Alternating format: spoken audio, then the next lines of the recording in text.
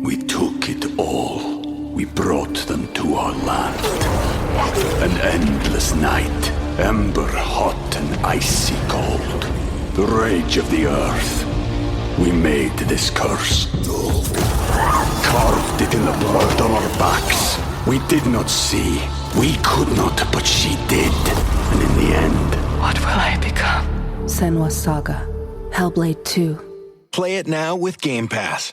In 2003, director Gore Verbinski and star Johnny Depp gave the world a rip-roaring adventure featuring pirates, curses, and all sorts of early 2000s CGI. In 2024, we wonder if a Barton by any other name will smell as sweet. The film is Pirates of the Caribbean, Curse of the Black Pearl. The whiskey is Sam Houston 15-year bourbon. And we'll review them both. This is... The Film and Whiskey Podcast.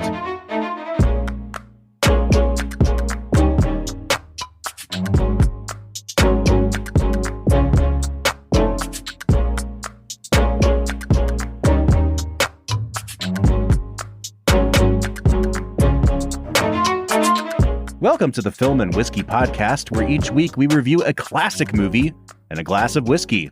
I'm Bob Book. I'm Brad G.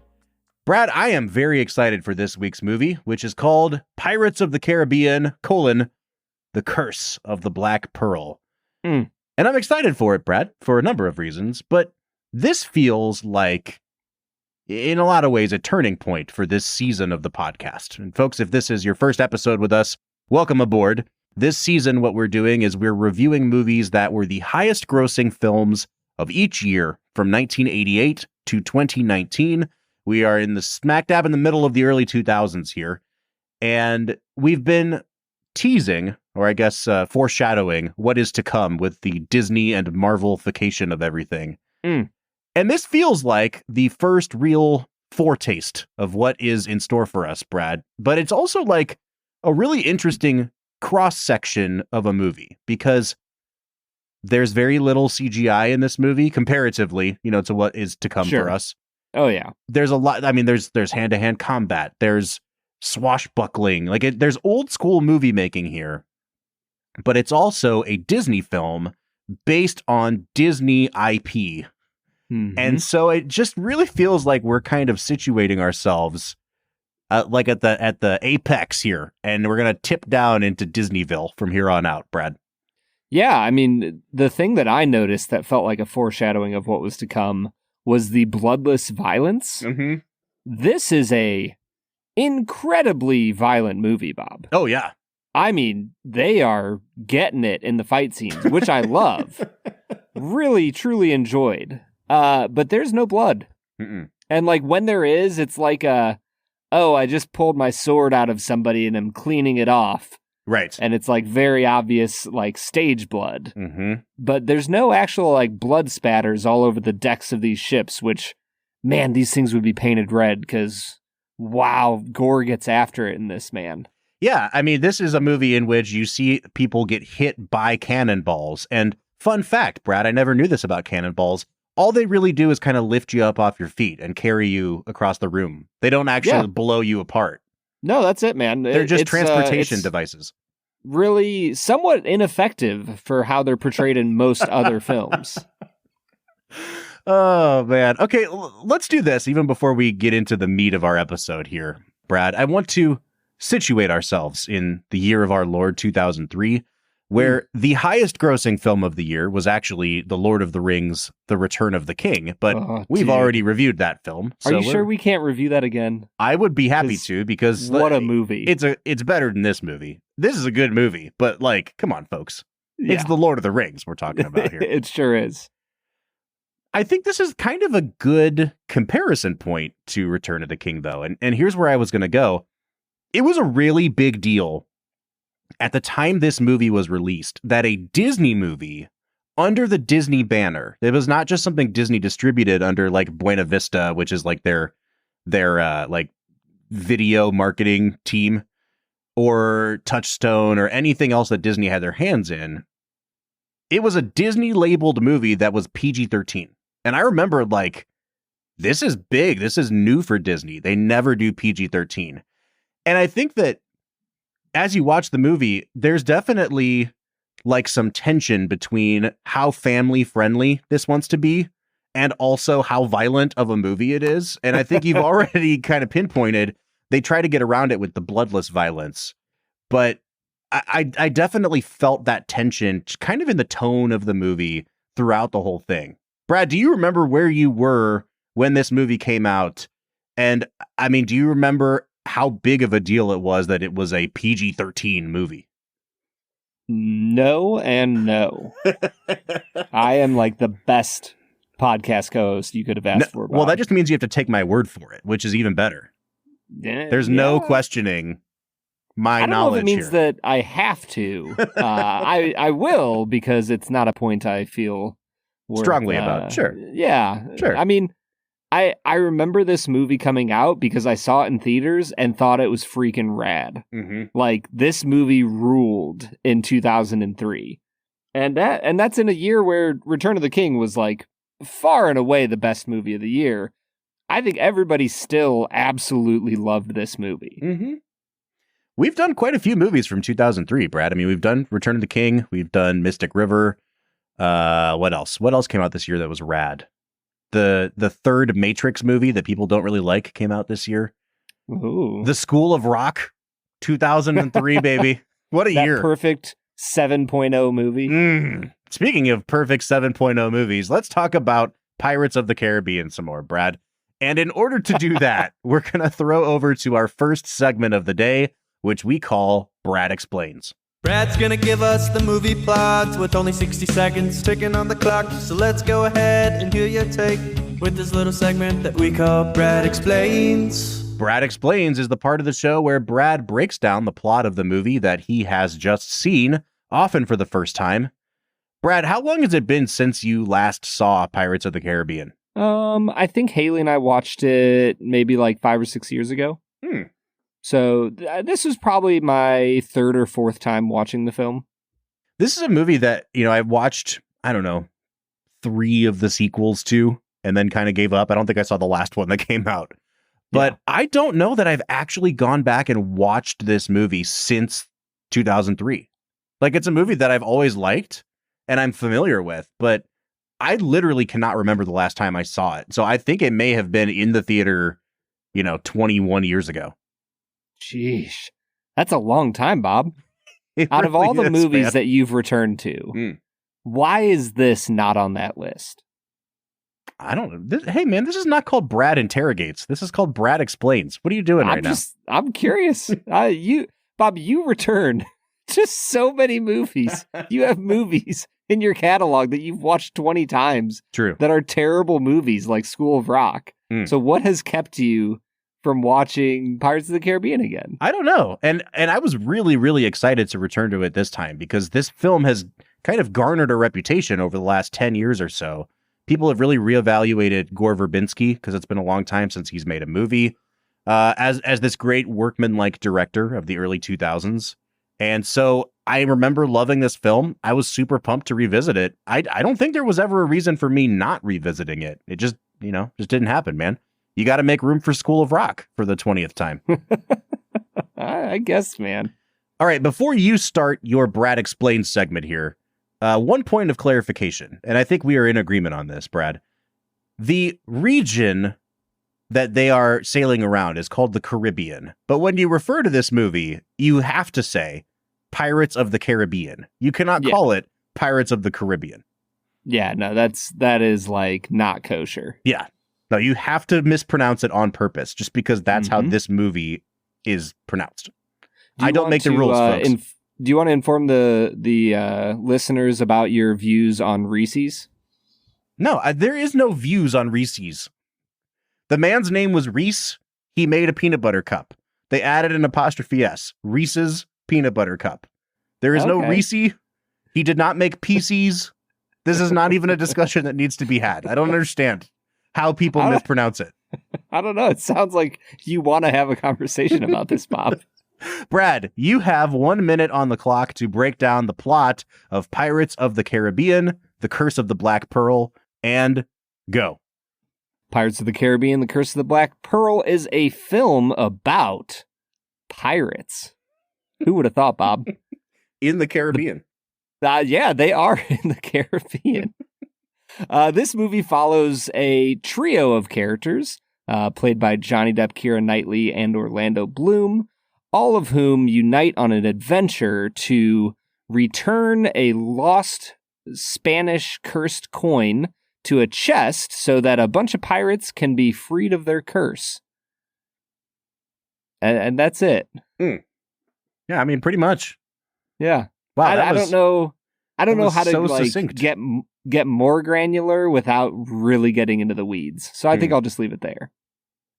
So I'm not gonna lie to you, man. Sometimes when you do Brad Explains, I take that opportunity to check my phone and make sure I'm not missing something more important than Brad Explains. Rude. And I typed in my passcode and I had Facebook open and there was a Facebook ad waiting for me as I scrolled from Peacock TV. And it's for a new television show called Orlando Bloom to the Edge. Oh. Orlando Bloom goes on a physical, mental, and spiritual journey as he attempts extreme sports in this Peacock original. Let's go, dude. And the very first comment underneath that says, "Thank goodness he can play himself. He certainly can't act as a different person."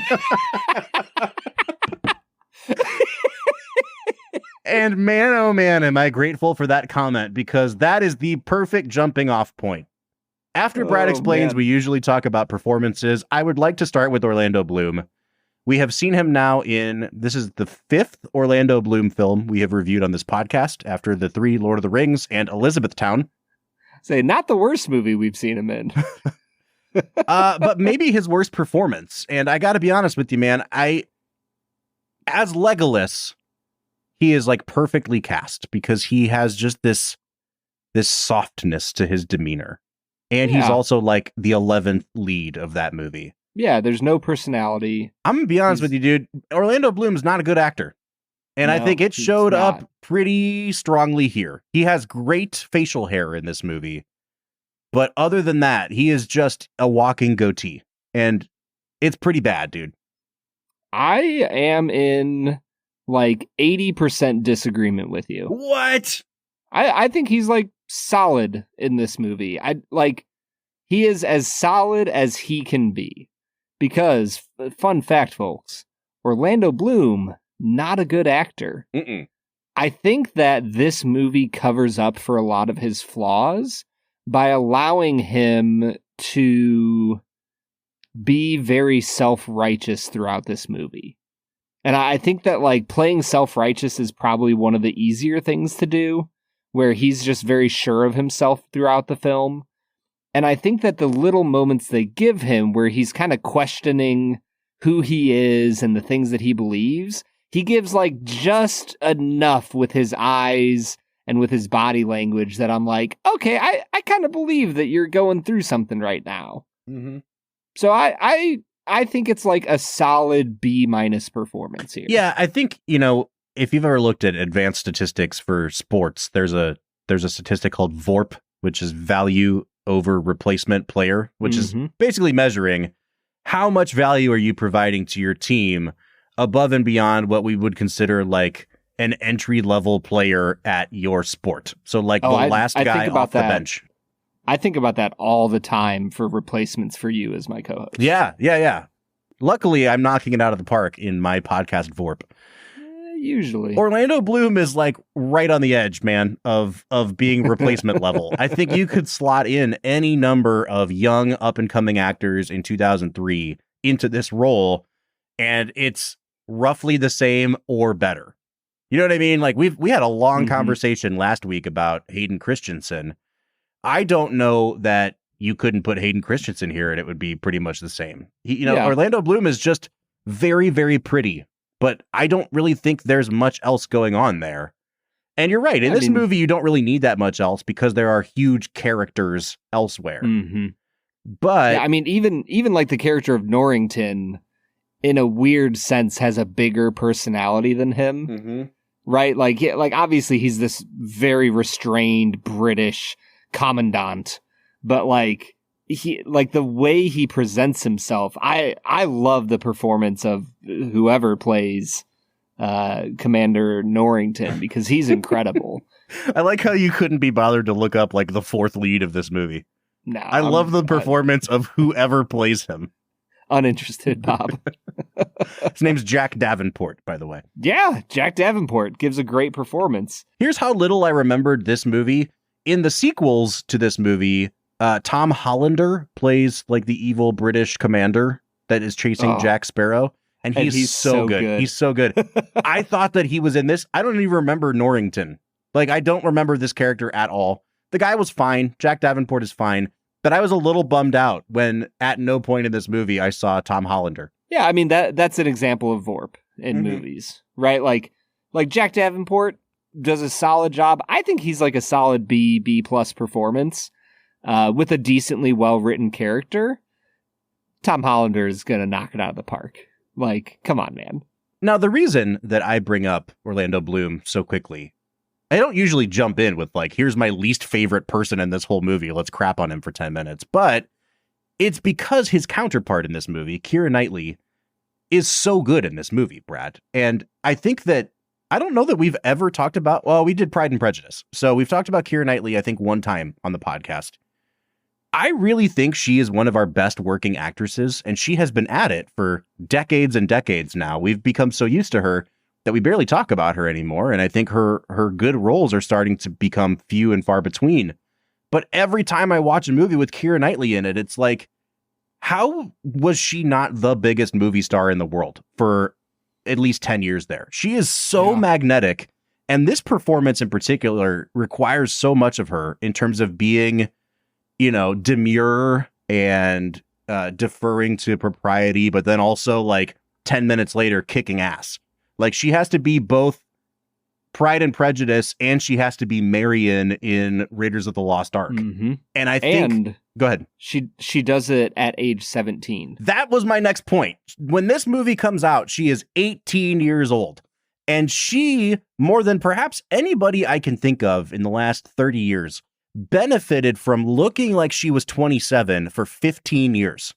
Like, from the time she was 17 to the time she was 30 something, she looked like she was about 27 years old. So she could reasonably play the young romantic love interest in any movie. And I don't think people realize, like, when she was working in the 90s, but we didn't really see her in a breakout role until Bend It Like Beckham the year before this movie comes out. And she's 17 years old when that movie comes out.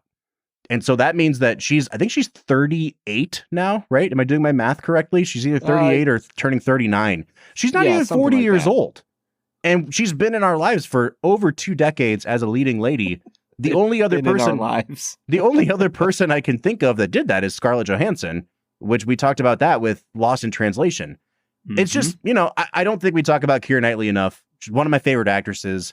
And she's so good in this role that she makes Orlando Bloom look even worse by comparison, I think. I mean, I think she elevates everyone in this movie. Mm-hmm. She's stunning. Keira Knightley, we need to watch more of her movies, Bob. Mm-hmm. I've never seen a movie that she's in and not walked away, being blown away by her performance. She's so good, dude. Yeah. And honestly, as you were talking about her, Scarlett Johansson was my, like, direct analog for her. Mm-hmm. I feel like we have such a similar career pathway, but, Keira Knightley got her big break in a Disney film, and, Scarlett eventually gets into Disney films. Mm-hmm. So I don't know if there's something to be said there for it all comes back to the mouse is what we're saying. Yeah, folks. It sure does. No, but I'm even thinking now about, like, okay, Scarlett Johansson and Keira Knightley kind of coming of age at the same time.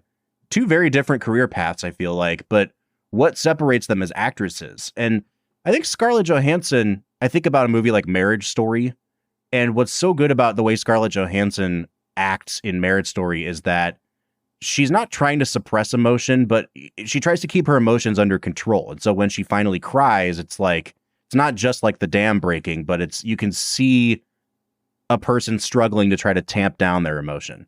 And whereas Keira Knightley, I've always felt like she just kind of nakedly wears her emotions out there. Like, she always does the gasping for breath kind of cry. And she's she's much more suited for material like this, and I think that's why we've always seen her in period pieces. She's so good in Jane Austen. The movie Atonement, maybe my favorite performance of hers. But there's something that seems like a throwback actress about Keira Knightley. Like she could have been the exact same kind of actress in like the 1930s and 40s, and it would have fit so well. I don't think her acting style is oversized, but I just think that there's so much more emotion worn on her sleeve. And I really like seeing that. It's kind of refreshing. Bob, I think that brings up the bigger question on everybody's minds. Why are Brits so much better at acting than Americans? Listen, man, it's times are tough over there. It's always gray. It's cold. Their food has no seasoning. This makes them better actors and actresses? They've experienced the depth of human drama and emotion just in their everyday lives. And so, yeah, it's easier to call that back up again. Because it's still the 1800s Industrial Revolution over there. And Keira Knightley was a poor child in the coal mines, barefoot and penniless. I'm pretty sure that you're just reading directly off of her IMDb bio at this point. That sounds right to me. Yeah, that's exactly what I was doing. All right, man. So Keira Knightley, A+++ in this movie. And I think, Brad, that this is another one of those performances that if we had talked about this movie in like the early episodes of Film and Whiskey, we'd be talking a lot more about Johnny Depp because that's the big showy performance here. And we will, and he's great. But I think we've developed an appreciation for not just what I would call supporting characters, but lead characters who are like the straight man for the big outsized funny guy. You know what I mean? Like if Keira Knightley's not this good in her role, and even Orlando Bloom, I think to a lesser extent in his role, Johnny Depp doesn't shine because no one is like tossing up the lob for him to knock out of the park. Yeah. Well, and that's the issue they run into with the later movies, right? They slowly force everyone out. And now it's just Johnny Depp being asinine and ridiculous as Jack Sparrow. Right. And it becomes way less charming when you don't have an Orlando Bloom playing this super earnest, pirate-hating, justice-loving, idealistic young man. Like, that makes Depp so much more complex as a character because you have him in between the character of Will Turner and Barbarossa. Like, Barbarossa is the epitome of, like, the evil pirate.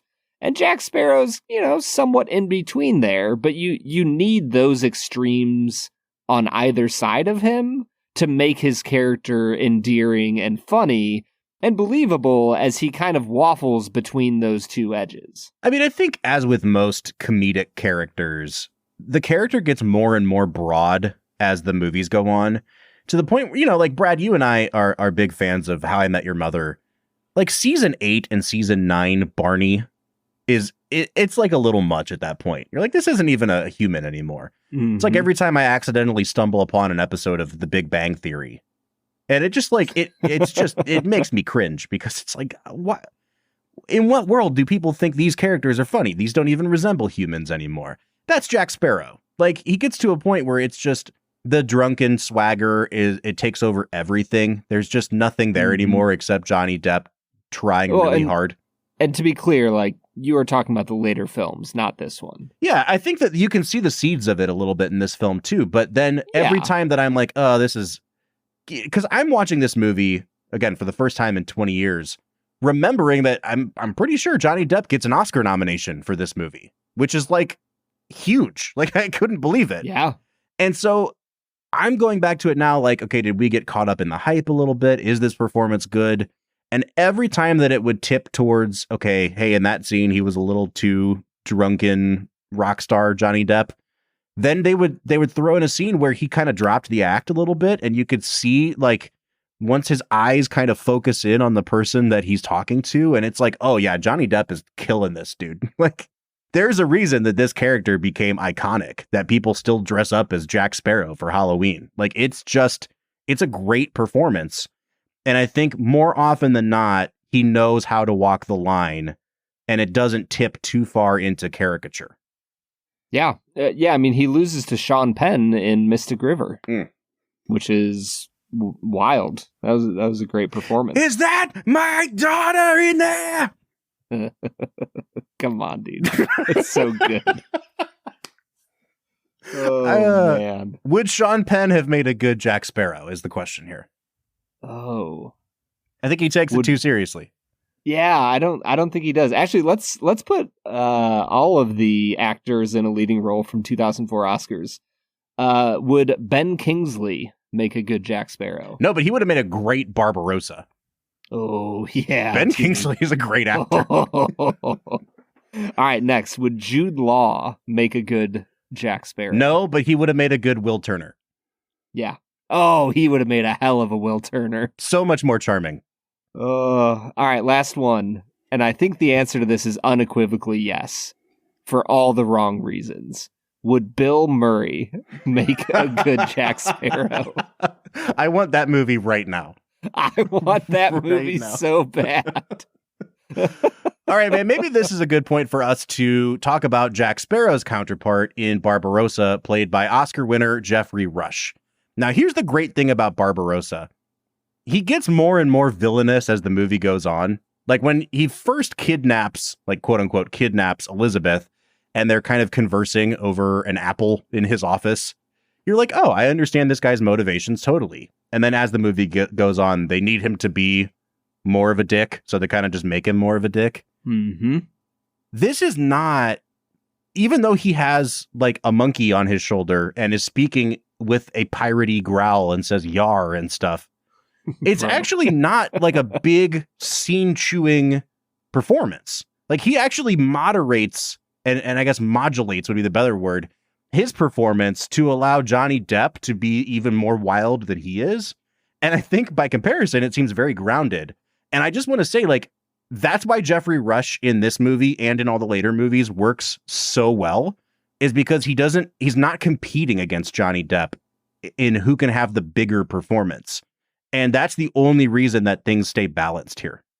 Dude, I came in here ready to say, I think that Jeffrey Rush might be the best Agreed. actor in this movie. Agreed.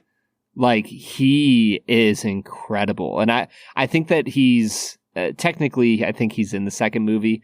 He's replaced by the one and only Bill Nighy in the second film, which feels like the perfect succession, right? Like, Jeffrey Rush just has this talent for staying grounded in the midst of the most like performance you have ever seen in your life. And I think I need to watch the movie about 8 more times to figure out how he does it, because there were so many movements where, you know, the trailer fodder when he's like, this isn't a bedtime story anymore. You're in one. Yeah. And it's like so over the top. And yet he's always holding something back. And I don't know how he does it, Bob. It's an incredible performance. Mm-hmm. Man, I'm so happy that we're in agreement on that one. Because do I think Johnny Depp deserved an Oscar nomination? Sure. I don't think it's certainly not an egregious looking nomination, but it's not the best performance in this movie. It's the showiest performance. And I think what Jeffrey Rush is doing is actually much more dialed in and much more complex. Like it's hard to do this character without just becoming like a John Malkovich villain from like the late 90s and just going completely over the top with it. You know what I mean? Like he could have just said, I'm going to sink my teeth into this thing and I'm going to get in a shouting match with Johnny Depp and we'll see who comes out on top. And he zags and I really like it, man. Yeah. When you're saying it could have been an old villain performance, it almost feels like he could have gone the Tim Curry route and just been so ridiculous in the role. But man, like you said, it is such a grounded performance, and he gives you all of the reasons for why he's doing what he's doing. I think what it made me think of was how our actions have consequences for our souls. What? And like, oh, you mean like the character? The character. I thought you were like Jeffrey Rush's performance made me realize that. Yes, that is exactly. You had a spiritual experience watching this movie, man. I'm sorry. No, Please continue. Yeah. I mean, the performance is a huge part of it. His ability to stay grounded is what kind of helped me realize that the slide into being more and more villainous isn't a result of the script just saying, hey, we need him to be villainous. It feels like an honest character arc of, yes, we're just trying to get back to being real human beings. And that seems like a good motivation. But then you realize as the movie goes on, like, he's also spent the past 10, 20 years murdering, raping, pillaging, like all of the evil things that the skeletal interior of his soul is who he truly is at this point. Yeah. It's a great character and it's a great performance. All right, man. I think we're in a really good spot to press pause here. I want to talk a little bit about the fact that this movie is based on a roller coaster. Like the existing story was just roller coaster, and they made this movie out of it. We'll talk about that when we get back from break, but what do you say we try some Sam Houston 15 Year? Let's get to it. We took it all. We brought them to our land. An endless night, ember hot and icy cold. The rage of the earth. We made this curse. Carved it in the blood on our backs. We did not see. We could not, but she did. And in the end... What will I become? Senua's Saga. Hellblade 2. Play it now with Game Pass.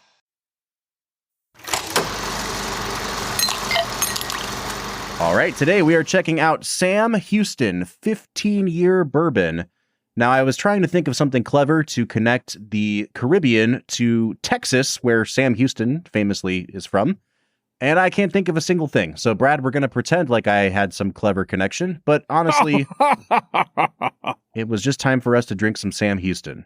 This juice is from Barton Distillery. It's distilled under a different label, similar to the Calumet that we've been having for the last few weeks, Brad. And also similar to those, this is a very well-aged bourbon. We have gone on record saying that, generally speaking, we don't love bourbons that are aged beyond, say, 10 years because they get really, really, really oaky. And I'm a little bit nervous about that today. Yeah, this is a heck of an aged product.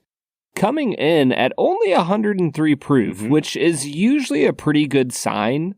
Well-aged products in the bourbon category that come in at barrel proof have a chance to just like leave oak on your palate for the next 4 days. Yeah, when I see that this is only 103 proof, two thoughts come to mind immediately. And one is like, is this just too much flavor-wise at barrel proof? And or was so much of it lost to the angel share over 15 years that they physically had to dilute it to have enough product to distribute. And so it's probably a little bit of both, but I'm also glad to see that it's not like 118 proof or something, because honestly, I just think diluting it a little bit might help kind of tamper down some of those insanely oaky notes we get. Yeah, but I think it's worth just jumping in here, Bob. As I got into the nose on this, I got some really nice dark cherry notes. The vanilla really came through strongly. There's caramel. It had a really nice, fresh bread kind of vibe to it. A little bit of, cacao. It's a relatively nice, complex nose that I gave an 8 out of 10 to. Yeah, Brad, similar to a couple of those Calumets, this doesn't have any wheat in the mash bill, but it reminds me of a wheated bourbon on the nose. And I think that might be the interplay between the rye grain and the oak and how much oak we're getting on this. But I definitely get those notes of cherry that you're talking about. It reminds me of those cherry cola notes that we get on some of our favorite Rebel products, for instance. I get a lot of red apple peel on this as well. But other than that, I think your notes are spot on. There's a ton of vanilla here. The oak is nice, and it is more of a toasted oak than a charred oak. But it comes across softer, and it doesn't have that sort of soured oak scent to it. I like this a lot, and I'm hoping that it portends good things here. I'm going to give it an 8 out of 10 on the nose. when I got into the palate, it stays in that kind of fruity vein. For me, it turned into like a bit of a blackberry currant kind of flavor. But the cacao stuck in there. That was a notable note for me. But other than that, Bob, it is oak on oak on oak. And there's enough other flavors going on here that I enjoyed it. I think it's a solid whiskey, but I came down a little bit from the nose. I'm at a 7.5 in the palate category. I kept trying to piece my thoughts together, and I thought I'd landed on something, and then it kept going. The flavor, I mean, it kept going. And then I had to revise my thoughts, and then the flavor kept going. And that's not a good thing here, Brad. So, like, I took a sip, and I'm with you. It was, like, really nice, really pleasant. Still that red apple peel for me, like a red delicious apple. I went to swallow, and it had that nice, dusty, kind of sawdusty flavor to it, and a pleasant amount of oak. When I swallowed it, it was like, it was a little smoky and a little bit bitter, but it was almost like the bourbon equivalent of a peated scotch. I was like, okay, I can still rock with this. It's not my favorite thing, but, you know, sometimes we like the fruitiness on a peated scotch, and then we swallow it, and then there's the peat, and it just is what it is. And then it just kept going. It turned really bitter. It got really ashy. There's like a cigarette ash kind of thing going on. And then it got more bitter and more herbal and like vegetal almost. And man, I just wish that they, like, I wish I could have put a hard cutoff on when my tongue stopped tasting, because it was going really well. And then it definitely tapered off. I'm going to give it a 6.5 on the flavor. Ooh, man. Yeah, I think that the finish for me is going to be at the 6.5. It just, there's some stuff going on the palate that just slowly dissipates into the black hole vortex that is oak. This is what Matthew McConaughey got stuck in Interstellar. It's just the oak from all of these 15, 20, 30-year bourbons. Yeah, man. And I have to be honest with you. I think that the first 60% of this tasting experience was the best one of these that we've had so far. I really liked where this was going. And then it was just like, it kept piling on itself. Mm-hmm. And I just want to be able to shake this bourbon and say, like, quit while you're ahead. You had a good thing going here. I'll give it a 6.5 again on the finish. It's not terrible. And once you know what you're getting, the second, third sip are not unpleasant, but it's just, it could have been so much better. Yeah. I gave it a 7 on balance. I think that this is a well-made whiskey that has lots of good qualities. It's just overwhelmed by the age. Mm-hmm. So I don't know. Where are you at on balance? This is hard because I don't think that the nose tipped me off about how oaky this was going to get, but the oak was definitely there. You know what I mean? Like, I don't think a nose can tip off how sour the oak is going to taste. So, like, is it well balanced? I think it might be pretty well balanced, and it's a 15-year bourbon. Like, everything we've said makes sense for a 15-year bourbon. Nothing seems out of the ordinary here. It's just something that we don't personally love. I think I'll give it an 8 out of 10 on balance. Like, I can't hold it against the whiskey that it does what it is supposed to do at this age. Sure. I can, however, hold it against this whiskey that it costs a whole bunch of money. Mm-hmm. I think MSRP on this, Brad, is around $160. I'm seeing $169.99. And then when you're actually trying to find the particular batch we're drinking, which is the Indiana batch number 2, I mean, it's like at least $300 at this point. So I don't know if you want to consider it in our new premium category or not. Yeah. But Bob, this is, you are not going to find this for less than $200. Yeah. It's not worth $200, Brad. No. In the category of premium, I think I would give this about a 4.5. I think it's decent. I don't think it's a terrible value for a premium whiskey. I just think that there's so many better options out there for you in that premium category. we were just talking to the owner of this bottle of whiskey who generously sent us a sample of it, our friend Wes. And he was basically saying that the way that he likes to price out things he buys on the secondary is the $10 per year rule. So at 15 years old, $150 for this bottle would be about right.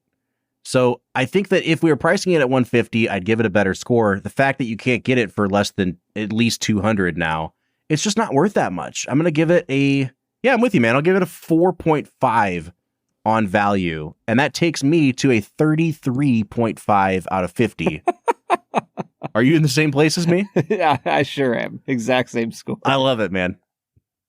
So yeah, that was a pretty easy one, Brad. We're at a 33.5. If you were just scoring out like what's in the glass, does this drink like a 35 out of 50? Like, would you recommend the juice itself, Brad? Yes. I think that what is here in the glass is unique and interesting and somewhat complex on the nose, and then slowly that complexity just, it's a black hole, man. Yeah. I think that it's solid whiskey, but it gets lost in the age statement. Mm-hmm. I have nothing else to say, man. Wes, thank you again for your insanely oaky aged bourbons. But Brad, if I can just be frank with you, man, this is not my wheelhouse. No, nor mine, Bob. And that's crazy because like you're the one who loves bourbon, mm-hmm. and I wish that I could say better things about this. But here I am. It's fine. 33.5. I will not recommend it. If you find it at a bar and you know what you're getting into, like go for it. Spend your money. But I wouldn't. Go for it. Spend your money. I love it, man. All right, let's get back into talking about Pirates of the Caribbean. What do you say? Let's get to it. All right, everybody. That was Sam Houston 15. Should have been Sam Houston 8. Yeah. And I think that they would have had a hell of a product. Oh, it would have been great, man. The end. Yeah, I have nothing else to say there. That's it. That's all, folks. You know what is a great product, Brad? Is it Canada's favorite segment? 2 facts and a falsehood. 2 facts and a falsehood. Brad is gonna try to stump you, Bob. 2 are right and 1 is wrong. 2 facts and a falsehood. 2 facts and a falsehood is the part of the show where Brad presents me with 3 items as fact about the making of this movie, one of which is a complete lie. Brad, right now I am sitting at 10-6 on the season because I got 2 unfortunate losses a few weeks ago when our guest led me astray. This is our 16th episode of season 8. So after today, we're halfway through the season. Halfway through. Yeah. It always kind of jumps up on me by surprise. I didn't realize we were already that far into season 8. What are your thoughts on the first half of season 8? Think back to I've all had the a movies blast. we've watched. Yeah, the 90s were a wild time. Yep. Like, for a few years there, I was just kind of, like, above average on them. Independence Day, Men in Black. But, like, man, True Lies, The Fugitive. Come on, man. It was a hell of a decade. I can't remember exactly where I heard it, but there's a writer named Chuck Klosterman, and he was on a podcast once, and he was talking about this idea of kind of like how with increasing technology, culture actually doesn't change as much anymore. Like, you think that things speed up now, but things that were made 20 years ago feel pretty much the same as they do now. Whereas in prior generations, things accelerated so rapidly. Think about movies from the 40s versus the 60s versus the 80s. Yeah. And I think that this is kind of what I'm seeing here. Like, we got distinct phases of movie making between the Rain Mans and the Batmans of the world to even The Fugitive. And then in the late 90s, your Independence Days, your Men in Blacks. And now it kind of feels like this is the last gasp of old movie making. And pretty much everything from Transformers through Endgame is going to feel like the exact same thing. And so, like, I will miss the variety. I think that's what's been really nice about the first half of this season is we've gotten a ton of variety here. Mm-hmm. Do you want to hear my theory, Bob? Let's hear it. I think that the internet has homogenized humanity. And, like, we thought that it was going to be this great thing that allowed us to discover each other's uniqueness. But at the end of the day, advertisers were like, oh, you mean I can get data on all these people and figure out what the most amount of people are attracted to so I can make money off of them? Like, those are the things we're going to make. And like, that right there, death of creativity, Bob. Yep. As we review a movie based on a roller coaster. Brad, hit me with your 2 facts and a falsehood. Fact number 1, when casting for the role of Will Turner, it was down to Orlando Bloom or Heath Ledger. Oh, they made a mistake. No commentary here, Bob. Just the facts. Verbinski chose Bloom because he knew that he was in the Lord of the Rings trilogy and felt that he would be a more bankable choice. Ugh. Fact number 2, in the scene where Keira Knightley sets fire to the rum on the deserted island, the smoke rose so high that the Grenadine Coast Guard came to investigate. Fact number 3, when returning home from a night shoot on one of the... is it Caribbean or Caribbean? What are we going with? Yeah, dealer's choice, man. I'm just going to start over. Fact number 3, when returning from a night shoot on one of the Caribbean islands, Keira Knightley's boat struck a reef and went down. The only people aboard were Knightley, her mother, and the boat's skipper, all of whom escaped unharmed and were rescued within a few hours. I think it's either 2 or 3. And I say that because, like, I'm just going to assume that what I said earlier is correct, that you could slot in anybody for Orlando Bloom. So I have to assume they were looking at a number of different actors for this part. Heath Ledger makes sense based on his age. So then it's like, okay, did the fire signal call people over to investigate? One would think that when they're burning trees, they would have gotten some permits. So I don't know. Number 2 seems suspicious. Number 3 is also like, cool story, bro. You know what I mean?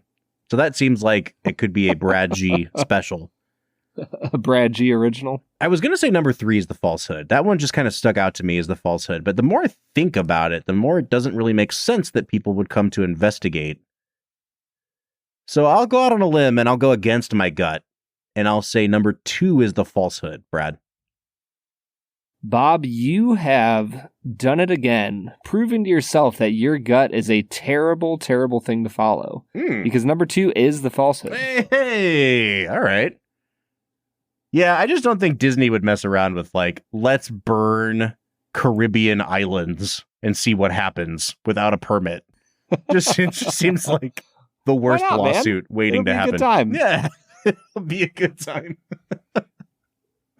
That's funny. All right, so tell me that you haven't heard of dumber things happening on the set of Hollywood movies. Oh, 100%, man. Than them not getting a permit. I mean, heck, one of my favorite movies of all time, Charade, didn't file their patents properly, and so the moment the movie came out, it hit public domain. Yep.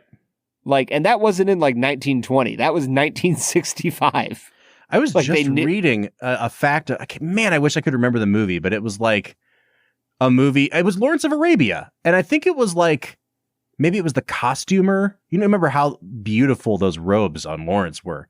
And it was like the costumer wasn't nominated for an Oscar on Lawrence of Arabia because somebody forgot to file the paperwork on time. And so they missed the deadline. And it's like that movie won every other Oscar it was nominated for. And the costumer just didn't get nominated. Oh, dude. Can you imagine how mad you would be?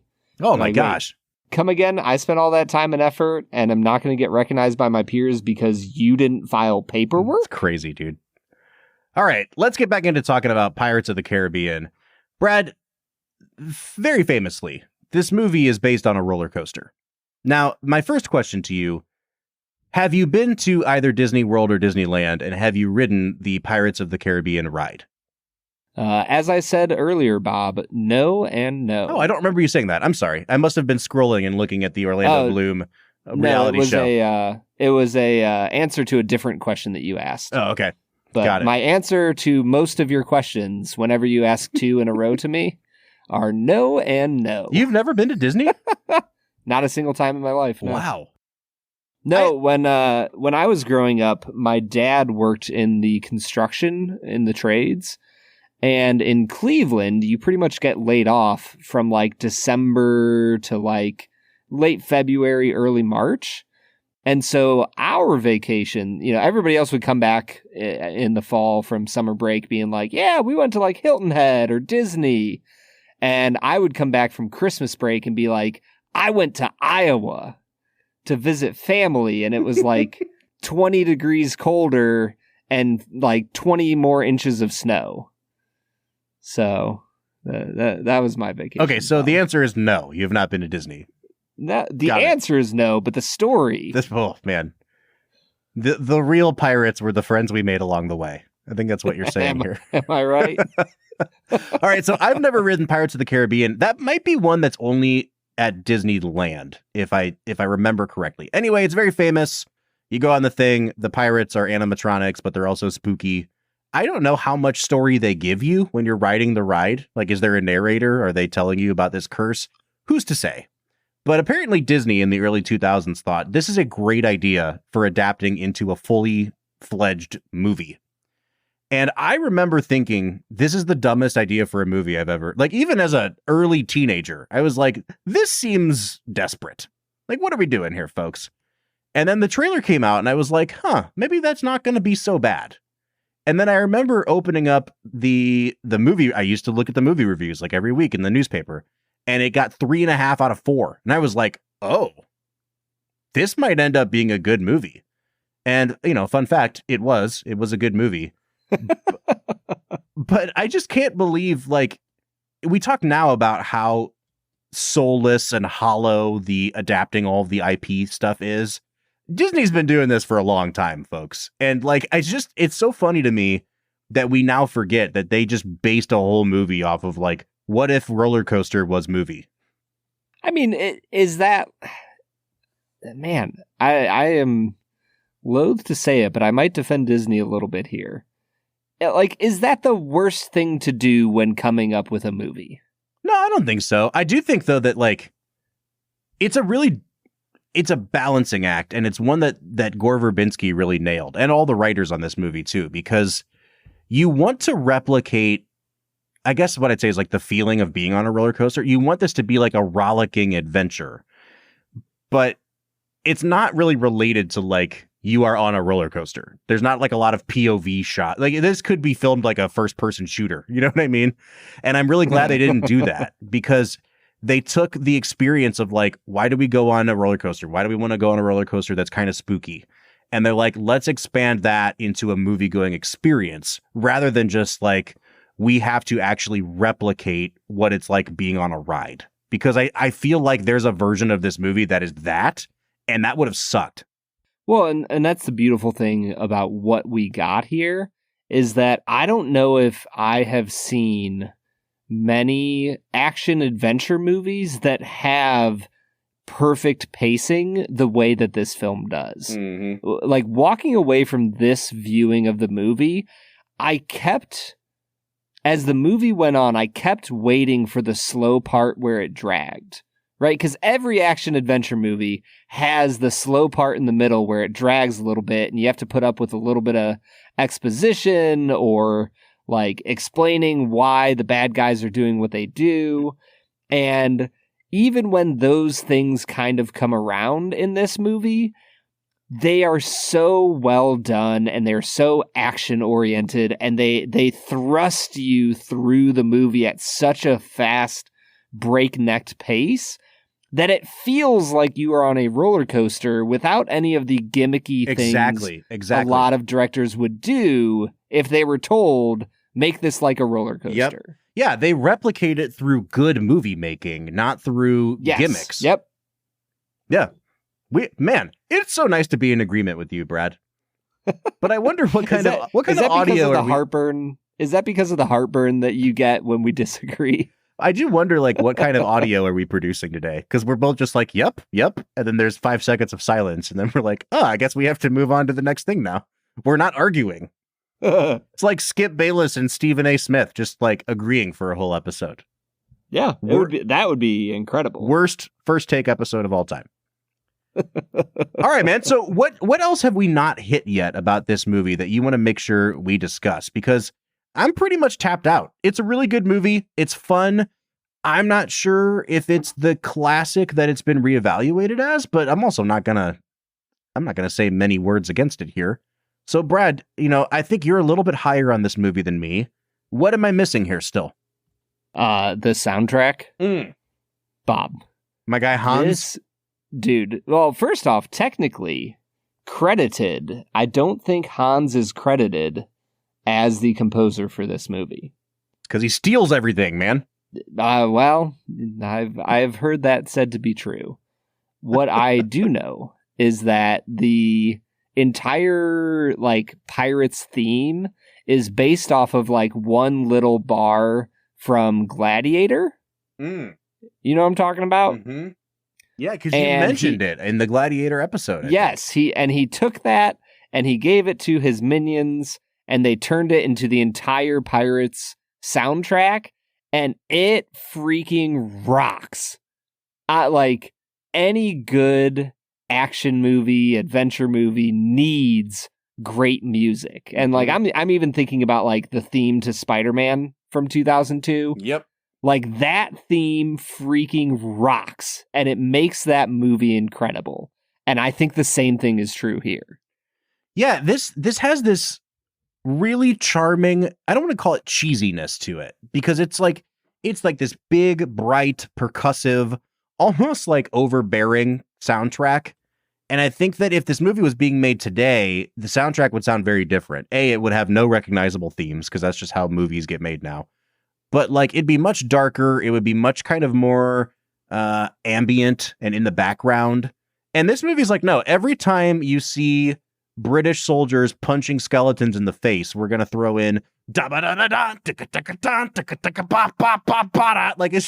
so big and brash that you have to respect the 2003-ness of it. And I miss movies like that. I miss when movies were fun, swashbuckling adventures that did not take themselves too seriously and didn't feel like they had to double down on being grounded or gritty or realistic. Mm-hmm. This is a movie about a roller coaster where pirates turn into skeletons. What are we just have fun. And I think the soundtrack embodies that. It's not taking itself too seriously. It is a really cool theme, but it's a little cheesy, and I love that about it. Yeah, it's cheesy in all the right ways. Mm-hmm. And I think that the same that can be said for the whole movie. When I think about Jeffrey Rush's performance, it's cheesy, but in all of the right ways, hitting all of the right notes. Yep. I think the same thing for Orlando Bloom and Keira Knightley. They're all over the top in just the right ways that keep you at the edge of your seats and engaged. This is one of the true summer blockbusters. And I know that you might not put this movie in the classic category, but I think you should, because it falls in that perfect, this is just a summer blockbuster that you could go see 3 months in a row, once a month, and be more than happy that you went to see it 3 times. No, I'm with you, man. And I think that that's kind of what I was trying to get at the beginning of the episode, talking about how this is a cross-section of a lot of different groups of moviegoers. It appeals to your weird Disney adults who are just big on all Disney IP. It appeals to movie critics who just like to say stuff rules sometimes. This is, for all intents and purposes, it's a modern classic. I don't really know many people who talk down on this movie. It's just a fun movie. Yeah, and I think there's even some horror elements to the start of the film. Yeah, that that aren't incredibly well done, but they're just effective enough that I'm in. It's scary. Well, Brad, I think that's actually a really good jumping off point to get to our last segment of the day, which we call Let's Make It a Double. We're near the end of the episode, so thanks for listening to the Film and Whiskey Show. Let's pair another film with this one, even if it's a struggle. It's our final segment of the day, now let's make it a double. Let's Make It a Double is the part of the show where we pick a movie to pair up with this one to make the perfect double feature. Brad, would you like to go first today? I think I will. Bob, I am going to stick in the same realm of film, action-adventure, And I am going to go with a little-known movie. Not many people saw it. Definitely not as good as Pirates of the Caribbean, but I think you would have a fun night with a double feature. 1998's The Mask of Zorro. I love it, dude. What a fun movie. Yeah, like both movies, just really fun, really earnest movies that I think anybody could enjoy. I'm kind of similar to you. I'm waffling between two, and I'll give the one that's like the more film guy first. There's a movie that came out this same year that I think was nominated for Best Picture called Master and Commander. It's a Russell Crowe movie about him sailing on a ship as part of the British naval fleet. It freaking slaps. It's so good. And I haven't seen Master and Commander, I think probably since the same time I saw Pirates of the Caribbean. I'd love to revisit it. Did not get a chance to before recording today. But I think based on the tone of the movie I actually just watched, I'm going to pair this up with 1999's The Mummy, a movie that is equal parts rip-roaring good time and goofy masterpiece. And that's kind of the tone that this is going for. It's goofy. It's just a fun little movie that's PG-13, so when you see it when you're 11, you feel like you're watching a movie for grown-ups, and then you watch it as a 30-year-old, and you're like, oh, this is a movie for 11-year-olds, but it's still good. That's The Mummy, and that's this movie, and I would have such a blast watching both of those movies together. Yeah, 100%, man. I have never seen The Mummy, but everything I've heard about it would confirm what you are saying. It's so good, man. I might prefer The Mummy to this just a little bit, but they're like, if you've seen this movie, you have an idea of what it's like to watch The Mummy. Just a fun time, dude. Yeah, no, I'm in, man. I would 100% watch that. All right, let's get to final scores here. I think I'm going to be just slightly lower than you. I was really looking forward to revisiting this because I've seen so many people talk about, hey, I went back and watched Pirates of the Caribbean and that movie holds up like crazy. And I went back and watched it and I loved it. I had such a fun time watching it, but I did have a little bit of that.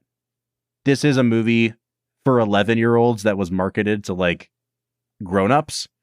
And that tension between it doesn't quite want to embrace being a violent film for adults, but it also doesn't quite want to embrace being a bloodless film for kids. It didn't always work together. It felt like those two things were at odds, a few times in the movie for me. And I think that's what brought it down just a little bit in my estimation.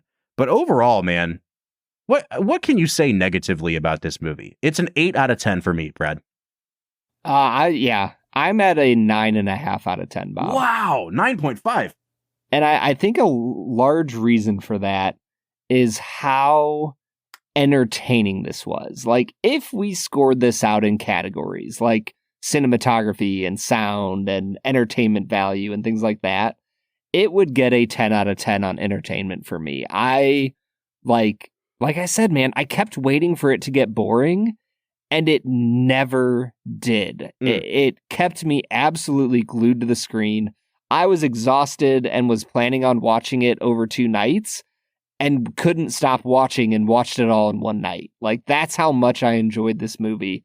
I think this is a modern classic, and I think that Pirates of the Caribbean deserves all of the laudatory reviews it has gotten. All right, so there it is. I gave it an 8. Brad gave it a 9.5, which puts us out at an 8.75 out of 10. But we'd like to know what you think. First of all, we're in agreement here, Brad. This is the best of the Pirates movies, right? Oh, far and away. I think the second one has cooler effects, but this is the best movie. Folks, you can disagree with me if you want, but let us know what you think of The Curse of the Black Pearl. You can find us on all of our social media accounts, Facebook, Twitter, Instagram, TikTok, and YouTube at Film Whiskey.